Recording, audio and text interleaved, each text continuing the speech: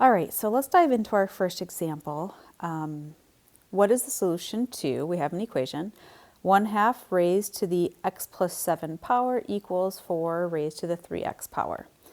So to start, I'm just going to rewrite the equation so we can work with it. We have 1/2 raised to the x plus 7 power. That's equal to 4 raised to the 3x power. And we need to solve this for x.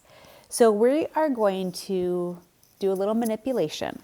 We want to rewrite this equation so that we have the same base on both sides. Because remember, we just had that property that said b to the x is equal to b to the y. If you have the same base, then that means that x is equal to y. So let's rewrite this so that we have the same base. And then I'll show you how we can work with our exponents. So, all right, we have our base of 1/2. Well, let's rewrite that. That's the same thing as 2 to the negative 1 power. Remember, 1/2 is 2 to the first. If I bring that up to the top, then it has a negative exponent. That's how the 2 ended up in the denominator. So we have 2 to the negative 1 power raised to the x plus 7 power. So what we were able to do is just take this base of 1/2 and now we're writing it in terms of 2. That's helpful because over on the right side of our equation is a 4 and we can write 4 as a base of 2. But let's just continue simplifying the left side of our equation and then we'll work on the right. And then you'll see how much fun this is. All right, so when you have a base of 2, we keep that base of 2 and this negative 1 is going to get multiplied to this new exponent, that x plus 7.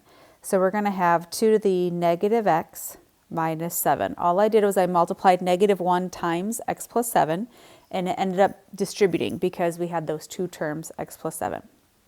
All right, well over here we have 4 raised to the 3x power. So let's rewrite the 4 as a 2 squared, and that is being raised to the 3x power. So again, we're not changing the value of anything, we're just manipulating how it looks. So now we have a base of 2, but it's being raised to the second power, and now we are going to multiply 2 times 3x. So here's my base of 2. 2 times 3x is 6x. Okay, this is what we wanted. Now we have the same base. When you have the same base, like we have up here, that means that your exponents will be equal to each other. And this is in an equation situation.